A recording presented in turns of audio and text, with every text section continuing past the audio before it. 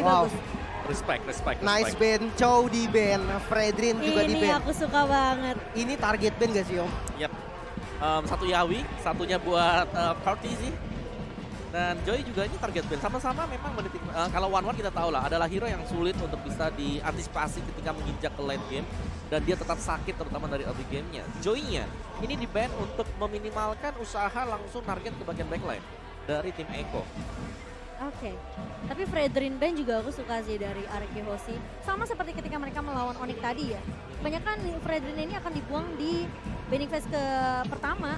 Mereka bisa ngepick ke arah 1-1 tapi sebenarnya 1-1-nya juga sudah dibuang oleh Echo. Membuka potensi dari Glue kali ini. Tapi apakah Glue akan dilepaskan? Tapi tidak ternyata. Diamankan oleh tim Arki Hoshi. Ya, yang tadinya Glue-nya kukira bisa dilawan memang bersama dengan Lunox ya. Tapi bakal di-ban, jadi ini akan memancing untuk Kari banning dan benar saja. Masih respect juga Echo bahwa Kari punya power lebih di late game ketika tidak bisa dikendalikan. Dan gift-nya terbuka bisa jatuh ke tangan Play. Gift duel lawan Parsha. Ini hero nyaman banget sih Om. Apalagi kita membahas soal Yip sendiri. Dari pertama kali Clay join di tim RRQ, kita melihat di mana performa Yip yang sangat menakjubkan dari Clay sendiri. Namun bayarannya adalah Kaja dan juga salah satu hero power nih dari Echo sendiri, Yuzong. Oke, Sanford dengan Yuzong langsung ke belakangnya. Balik lagi ini masih sama. Pola permainan dari Echo, mereka suka untuk nabrak dari belakang. Selama mereka bisa memisahkan tim fight-nya, mau depannya setebal apapun juga, ini pasti bisa tumbangkan kalau dikeroyok dengan Ya. 3-4 pemain. Itu jelas. Dan ketika sudah adanya Kaja, mungkin ada satu hero lagi yang bisa bakal menjadi follow up-nya, namun Groknya diambil duluan. Kemarin sempat menggunakan Grok jungle juga dari Echo, dan itu mungkin menjadi satu perhatian lebih dari RRQ sendiri. Sekarang diambil dan ini enak banget, Groknya masih fleksibel loh. Yes, Grok bisa di XP di tangan dari R7. Ada Kaja, bisa jatuh ke tangan Kayaknya sih Yawi sih. Kartisi bisa, Yawi bisa, Parsha juga masih terbuka kalau mau di kontes sekarang. Tapi Harit Oke. diambil dan Haritnya di sini ya ini flex lah ya. Memang mayoritas kita melihat 80-85% Harit main sebagai gold laner. Tapi tidak menutup juga bisa main sebagai mid laner. Iya, Benny Cutie yang sebenarnya pool hero-nya juga cukup luas ya. Betul. Ngelihat Kari yang sudah tidak mau dilepas juga oleh Echo. Tentunya ini lebih respect karena kita ngelihat Kari dari Skylar tuh tadi gila banget sih di match pertama. Ya, dan sebenarnya ya kalau untuk Kari, keduanya ini sama-sama power Kari. Jadi aku rasa yang second pick itu akan selalu ban Kari sih. Jadi jangan sampai Kari ada di game ini. Ya, kecuali mereka punya jawaban untuk hari itu sendiri. Ya, Yang kita tahu memang ada beberapa tim punya jawabannya, tapi jawabannya itu ada di Assassin. Dan Assassin rata-rata untuk mungkin dari M series yang ikut ya, ini mereka bisa ditarget Assassinnya dengan Hilda misal, atau bahkan dengan hero-hero yang langsung dive in ke purple buff-nya dia seperti Barat atau tank-tanknya macam Baxia. Ya, tapi yang ngebuang Valentina tentunya dari sisi Arki Hoshi gak mau sampai reward manipulation-nya di copy oleh IMU. Dan sepertinya Filipin gak suka banget sih ketemu sama Franco. Dari kemarin juga Blacklist ngebuang ke arah Franco. Eko, kita tahu dengan apalagi Finn juga ya. Ketika udah memainkan Franco-nya, ini Iron Hook yang bisa ngubah keadaan untuk Arki Hoshi langsung dibuang oleh Eko Filipin. tapi gini, ketika ada dua roamer di fase kedua yang Oke. dibuang, ini Groknya berarti dipaksa untuk di roamer ya Om, karena disempitin kan peluhnya. Ya benar, tapi Hilda masih ada juga ya sejauh ini. Hilda masih open. Betul, Hilda masih open. Karena potensi Link ini bisa dipick juga oleh Kartuzi. Betul, masih ada, dia bisa assassin sebenarnya. Tapi masih ditutup juga, masih belum terlihat sampai dengan sejauh ini. Karena kalau ngelihat Sanford yang bakal jadi 1v1 situation nanti EXP lane, berarti Arki Hoshi mereka perlu satu hero yang bisa nge-clear cepat dan Farsha. Ya, itu suka. Kalau dari posisi Iko mereka memang ngebuang semua inisiator untuk Arki Hoshi mereka buang mid laner-nya. Masih ada Xavier sebenarnya ya. Ya. Bisa dipakai. Untuk long range-nya ya, dan wow, Barat dulu. ngambil Barats duluan. Barats kalau nggak ada kombinasi seperti hero heal atau support, masih tetap bisa atau enggak Om? Bisa kemarin terlihat sebenarnya ya, karena Barat yang dipakai kalau memang di depannya dia bisa inisiasi di panjang team fight itu bagus. Karena kalau seingatku kemarin ada Baratnya di depannya itu ada Kaja, Kajanya tarik, Xaviernya kasih Mystic Field, jadi berantem dalam Mystic Field. Oke, menarik banget ya. Dan sebenarnya ya untuk satu pick terakhir masih lumayan bisa difleksibelin juga sih sama teman-teman dari Echo sendiri ya. Dan kita melihat di mana dua pick langsung nih untuk RRQ, Albert dengan jungle-nya. Apakah menggunakan fighter atau menggunakan assassin? Sebenarnya ini pintar sih dari Eko. Mereka tahu kemungkinan Hilda bisa dipick oleh Arki Hoshi. Mereka nggak mau ambil assassin junglernya. Mereka lebih ke arah yang bisa nahan dia di depan dan tentunya Martis. bersama dengan lapu-lapu. Berarti ini Grok yang akan berada di posisi roamer. Ya, ini pola permainannya mungkin hampir sama ya, di mana ada Barat, Yuzo, Kadita yang dipakai ternyata untuk satu buah source burst damage. Bukan Jadi- Xavier ya. Iya, bukan Xavier. Jadi mereka langsung pengen instant. Mungkin ke arah Clay ya, karena Clay yang paling bisa buat dicari. Tapi menarik ya, memang Kadita sendiri ini bisa nge-counternya secara nggak langsung Om. Karena ketika real world manipulation, dia bebas banget nih untuk maju dengan nantinya rock wave-nya. Dan kita tahu lah damage dari Kadita sendiri. Kemungkinan Kaditanya bisa aja ditaruh di mid lane. Walaupun memang bisa fleksibel Kaja sama Kaditanya. Sistemnya mungkin lebih ke arah kayak 2 roamer mungkin ya. Betul, betul. Dua nomor yang memang bisa dipakai ya. Nah, ada kajanya. Let's see, mari kita berikan dukungan terbaik untuk tim Indonesia. Betul, saat Indonesia, mari kita spam langsung di kolom komentar. Kita melihat semua dukungan yang sudah berada di area venue, lihat dan bahkan di Watch Party Outdoor. Halo Watch Party Outdoor. Halo outdoor. Wow, rame banget tentunya. Semuanya udah siap mendukung tim dari RRQ Hoshi yang membawa nama harum Indonesia. So kita bakal mulai seperti apa untuk di games yang pertama. Match telur Bracket Final. Harapan untuk tim Indonesia RRQ Hoshi melawan Eko Filipina dengan drum seperti yang sudah kita lihat tentunya. Wow. Ini dia. Dukungan yang benar-benar luar biasa dan Albert dengan pick dari Martis yang dengan bisa dibilang mungkin imunnya ini ya. Yap. Yang bisa ngebantu dari segi team fight-nya. Apalagi ngincer ke arah backline dari pemain-pemain Eko nih. Menurut aku juga perlu diwaspadai untuk posisi dari seorang Benny Cutie. Ya, dari Eko mereka langsung ngebersihin cepat ya di bagian tengah karena mereka ingin mobilitas, mereka ingin untuk mengganggu arah dari goalnya karena semakin cepat Matrix jadi semakin sakit nantinya untuk damage dari Skylar di early game. Ya, dan Benny Cutie mesti memberikan pressure di area atasnya Skylar. Harus bermain agak sedikit lebih sabar karena ini baby seat yang dibawakan oleh Finn. Di area atasnya Yawi belum bisa mendapatkan level 4 terlebih dahulu. Jadi sepertinya dari kedua belah tim akan sedikit bermain lebih pasif. Hanya memberikan poke damage saja. Clay harus menjaga sedikit tempo di area midnya supaya tidak terpick off. Tapi sementara terlihat bahwa Clay-nya ini tinggal sendiri. Dan kini itu dia sibuk untuk membuka fusion di bagian lain. Dan Sanford dengan oke, Petrify-nya sudah ke bait. Tidak ada Petrify untuk di turtle Sudah menit mulai kedua. dipakai ya. Tapi setidaknya itu bakal ngusir aja sih pergerakan dari pemain-pemain RRQ Hoshi. Dan Kaltizi udah mendapatkan pasif big guy-nya Yawi. Masih di level 2. Sementara kali ini dari Sanji pun tidak akan bermain terlalu agresif. Dua Petrify di tangan Eko Filipina. Ini yang harus diwaspadai karena RRQ mereka nggak bawa Purify sama sekali.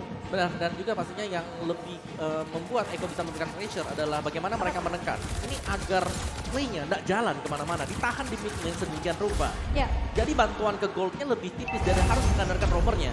Jadi untuk setup di turtle-nya bisa diambil oleh Eko nantinya. oke. Sementara dari pemain-pemain RRQ Hoshi mereka mau mencoba untuk melawan konten satu buah Drag Dragon Form dari seorang Sanford tapi Kaltizi berhasil untuk mendapatkan tapi ditukarkan dengan first blood. Main Phoenix masih dapat oleh Seven. Masih mau lebih timnya kali ini Petrify-nya connect dan Finn harus tumbang. Di tangan seorang Sanford ditukarkan Clay. Pertukaran 2 untuk 1 kali ini. Wow. Tim RRQ mereka kehilangan kesempatan untuk mendapatkan objektif turtle. Cukup komit sih. Pergerakan dari Eko sendiri menurunkan 4 pemain di arah turtle tadi. Berhasil dapetin hasilnya maksimal namun kali ini top lane Zaman Force sudah ke-trigger juga. Dan flicker dari Skylar mau tidak mau harus dikeluarkan. Ya, dan dari kedua, XP dan juga gold medal bagi RRQ Hoshi, mereka menggunakan Fury's Hammer mengincar untuk physical penetration. What? Oh no, Yawi. Ini emang ngeselin sih. Kaja tuh ngeselin dengan Ring of Horror-nya ke bawah. Iya, dan itu kerugian yang mahal ya, terutama untuk jungle yang tercuri purple buff-nya yang kedua lagi. Dan kita tahu bagaimana di 5 menit awal ini jungle sangat bergantung dari Chris. Ya, tapi mencoba untuk mendapatkan trade terlebih dahulu dari RRQ Hoshi. Mereka pressure kembali di area atasnya. Benny Cutie yang bakal coba di-press terlebih dahulu. Sementara R7 di area bawah mencoba untuk menahan Sanford dengan satu buah Bravers Fighter. Dan ada statistik di mana Eko menjadi pemegang pertama untuk total turtle secure-nya ya. Ya, Bermain lebih objektif untuk Eko Filipina. Banyak banget turtle isi 35 turtle ya dari sepanjang M4 itu angka yang tinggi banget. Dan kalau kita lihat di arah bottom lane Petrify bahkan dari Sanford di commit habis. R7 harus tumbang. Burst damage yang begitu perih dari Eko. Tapi kali ini Albert mencoba untuk menahan. Di area bawahnya terlebih dahulu. Satu buah Black Dragon Form di pop up. Untuk kabur terlebih dahulu dari seorang Sanford. Tidak mau mengambil resiko untuk teamfight dengan Albert di area bawah. Ya dan mau gak mau di sini di Golden, Skylar ini harus dibabisin oleh Finn karena serangan yang dibangun. Ini lihat bagaimana Clay-nya nggak bisa bantu sama sekali buat di atas karena dari minion tengahnya selalu di-clear cepat. Jadi mau gak mau dia stay di sana untuk dapetin XP dan juga level. Ini mungkin rotasinya dari Arkeologi harus lebih gimana caranya memprioritaskan biar Skylar-nya dapetin space yang cukup banyak untuk farming. Karena BNKT pun sadar akan hal tersebut. Mereka nggak bawa marksman, mereka memang bawa Harit yang dimana late game juga perih banget dengan beberapa item magicalnya. Tapi tentunya kali ini KTZ dan Knowledge Welcome dibuka. Dan bahkan, burst damage dari seorang Sanji. Lap dari belakang tapi total slain. Bayang Phoenix berhasil diamankan tapi Yawi tumbang kali ini Albert. Berhasil dapetin double kill ke arah KTZ. Dua pemain hilang ditukarkan dengan satu turtle objektif untuk Eko Philippines. Wah ini dampak yang lumayan besar nih karena Eko butuh banget Yuzong ketika dia mau kontes ke arah Turtle. Oke, Turtle-nya masih bisa didapatkan namun ada dua member juga yang ditumbangkan. Salah satunya adalah Kanzi. Yang ini penting banget, pattern jungle-nya akan sedikit terhambat walaupun BNKT nggak tumbang. Dan untuk Skylar, menurutku selama dia nggak tumbang, nggak ada masalah di gold lane. Oh benar, tapi Sengsen tadi ya, dia bisa diculik karena adanya Sanji juga. Sanji yang selalu hilang dari minimap dan kalau memang harus dibuka dari area-area rumputnya. Ini sangat-sangat mengandalkan Finn. Dan Finn juga, kalau dia buka, itu kalau ada si Kajanya, ada Divine Judgment yang siap buat narik Finn kapanpun juga. Iya, dan yang ngeselin ya, yang mengerikan dari Eko ini adalah dua Petrify yang tiba-tiba bisa datang. Ya. Dari seorang Sunford dan juga Sanji. Ya dan kalau kita lihat, Sabar terlebih dahulu, Yawi. Benar-benar udah di-expect oleh seorang Skylar, tapi itu mahal banget. Dipaksa menggunakan satu buah flickernya untuk mundur daripada ke pick off oleh seorang Yawi. Oh charge, harus mengejar ke arah BNKT. Masih bisa selamat dan tadi defense adjustment-nya cooldown om. Bisa di-dodge dengan flicker.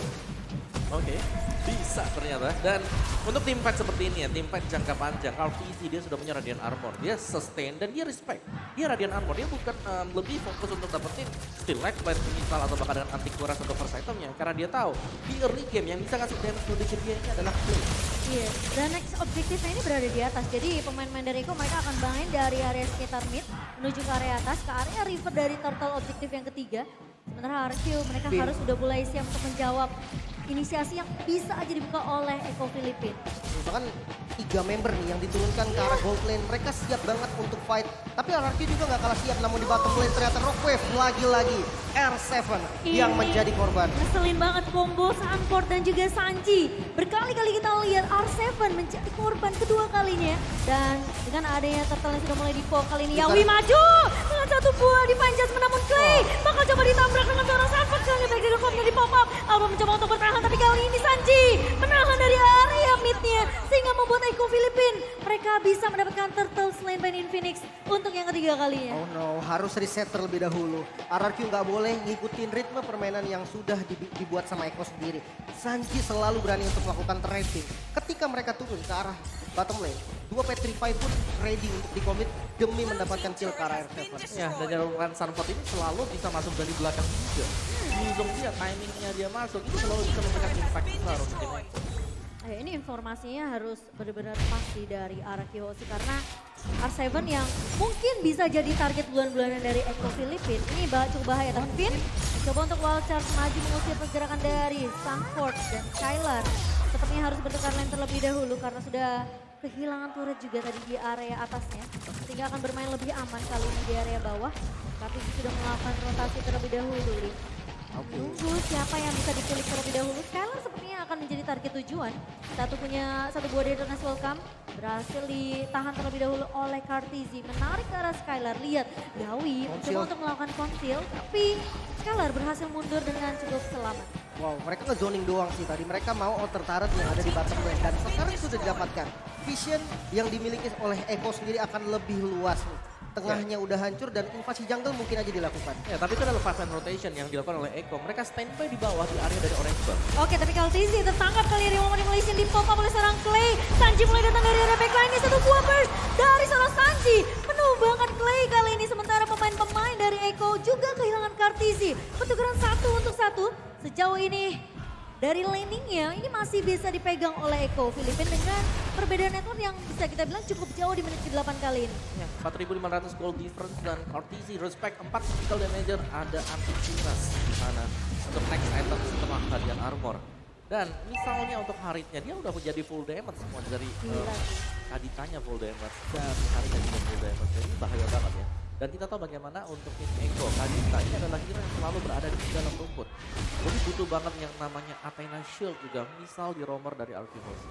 Ya, dan mereka nggak bisa sembarangan untuk nyebrang sih. Lihat posisi dari Echo Filipin, mereka udah diam, siap-siap untuk nyurik siapa yang bisa sembarangan lewat masuk ke area rivernya. Dan kalau misalkan kita lihat dari ekonomi sekarang juga ini nggak bagus. RRQ nggak boleh terburu-buru. Dengan kalahnya sekitar 4.000 kurang lebih, ini bisa banget nih nanti counter initiate ataupun bahkan Echo yang melakukan initiate lebih dahulu. Pilihan yang terbaik adalah Skylar yang melakukan speed push di bagian top lane. Ini udah pilihan terbaik untuk RRQ sekarang. Ya, ini cukup jauh. RRQ sih mereka harus tahan dulu, mungkin coba maksain Echo Filipin untuk nge-cancel Lord yang sudah mulai dipok karena posisi Skylar jauh dan dikejar sama seorang Sanford di area atas. Benny Cutie ngebuka satu buah zaman force kali ini mengusir pergerakan pemain-pemain RRQ. Hoshi dan Kartizi masih dengan folklore-nya kali ini, sementara Yawi panjang punya connect. Cara seorang pindah tumbang kali ini, dua pemain dari tim Indonesia harus hilang begitu saja. Albert mencoba untuk menangsakan di area depannya satu buah dengan manipulation dari seorang play Sanford. Ditahan di area depannya tapi dia terus welcome. Dari seorang Kartizi mencoba melakukan R7 dan Albert mencoba untuk bertahan tapi Sanford pun tidak tumbang. R7 terpaksa flicker mundur dan kali Sanji berhasil untuk menemukan R7 dan Albert. Tipis banget masih bisa survive namun harus menukarkan dengan satu buah Lord Slate by UBS Gold di tangan Echo Filipin. Oke, memang dengan posisi yang tadi nggak enak banget untuk RRQ sendiri. Dimana Skylarnya udah tumbang di arah top lane. Terus Yuzongnya udah datang juga. Dan Albert udah nahan dari Asura Aura. Mortal Coil udah ditahan banget. Namun sayangnya dimajuin sama Yawi. Dan walaupun Defense Judgment dikeluarkan oleh Finn ke arah Finn tadi. Tapi itu belum cukup nih untuk membuat Albert bisa maju ke kontes ke arah Lordnya. Ya, dan bahkan Sanford dia masih in-regen lagi, nggak perlu untuk balik ya langsung ke belakang. Dan iya, Arkehosi sekarang mereka harus bisa melakukan defensifnya dengan adanya barrier yang dipakai oleh ngedelay setidaknya mungkin pergerakan dari pemain-pemain Echo untuk langsung menabrak karena ini masih waktu di bawah menit yang ke-12. Mungkin best Tarot bisa hilang satu lah atau dua maksimal ya. Ini R7 sama Clay lagi bikin ke arah Athena Shield ya. Sementara sejauh ini yang megang baru Finn aja dan Lord kali ini sudah mulai masuk ke area base di area bawah di atas dan Nanton mencoba untuk mencuri lagi Skylar yang terpisah dari kawanan pemain Arkehosi kali ini harus hilang terlebih dahulu. Tiga lane bakal coba diputus bersamaan oleh Echo Filipin dan Lord yang masih bisa ditahan. Albert mencoba untuk menahan pergerakan pemain-pemain dari Echo Filipin di area atas dan tidak akan ada base turret yang pecah. Sementara Kartizi bakal memotong jalan minion di area bawah. Sembari Arkehosi mereka harus bermain lebih defensif. Sabar terlebih dahulu menunggu Skylar yang akan muncul dalam waktu 8 detik. Iya, lagi-lagi dengan Lord pertama pastinya nggak boleh terburu-buru. Namun Conceal juga sudah digunakan barusan. Mau dipaksa, Echo Esport nggak mau mundur. Dia mau tetap melakukan pressure walaupun memang untuk mendapatkan satu best Tarot itu susah banget jujur. Ya, apalagi dengan ya Lord yang belum punya charge ya, belum enhance. Jadi masih bakal bisa ditahan oleh Arkehosi. Tapi ya mereka harus bayarkan dengan kehilangan seluruh inner bersama dengan outer turret dari Arkehosi sendiri. Ini gak ada yang instan bisa langsung narik juga sih dari Arkehosi untuk ke arah pemain-pemain Echo. Oh no, Yawi masih bisa mundur ternyata dengan dash-nya barusan. Lihat Sanford. Dan Sanford juga mengudara dengan Black Dragon Form namun tidak ada target yang optimal. Harus mundur kembali dari keduanya. Itu lihat naga terbang ke atas, udah langsung mundur sih. Ya, apalagi dari Sanfordnya dia udah di level 13 ya, dua level sama dengan R7 dengan lapu-lapunya dan perbedaan dari gap levelnya, gap itemnya juga 6.700 gold difference dengan Kadita. Clock of Destiny ada Genius bersama dengan Divine Glaive. Sekali saja dia menggunakan Rough Web ini bakal dalam banget untuk Genius yang nggak punya defensive item, Athena Shield. Seperti ke arah Beatrix-nya atau bahkan untuk ke Yves-nya juga dari Clay. Ya, posisinya mungkin dari Skylar yang perlu dijaga sih karena 2 kali dia terpick off sendirian. Itu yang justru jadi makanan dari Echo Filipin. Ya, mungkin satu kita notice adalah ketika ada yang jalan sendirian dari pemain Arkehosi yang nyusul ke sana adalah Black Dragon Form karena dia punya tambahan movement speed dan juga dia bawa Petrify. Jadi solo kill memungkinkan untuk dilakukan kalau memang sendirian pemain dari Arkehosi. Ya, efek sisinya cukup. Skylar cuma punya satu buah flicker untuk mundur. Escape akan sampai Skylar ini terbatas gitu loh. Iya, dan kalau misalkan lihat defensif, RRQ pun masih cukup kuat ya. Namun perbedaan gold nih yang semakin jauh lagi. Lord yang kedua udah spawn. Lordnya ini adalah Lord Enhance. Bisa nabrak. Ini bahaya banget untuk RRQ. Namun untuk kontes juga perlu setup yang cukup bagus. Iya, mereka tapi Finn masuk dengan satu buah wild charge. Bersama Flicker Sanji tumbang. Kali ini satu buah barrier mencoba untuk menahan pemain-pemain dari Echo. Dan Kartizi mencoba untuk mukul mundur pemain-pemain Arkehosi kali ini. Di cancel Lordnya. Sementara Yawi bersama dengan Benny Cutie sudah mulai terlihat. Di depan mata seorang Albert kali ini. 5 melawan lawan 4. Apakah pemain-pemain dari Konsil. Eko mau coba untuk memaksakan kali ini konsil dibuka.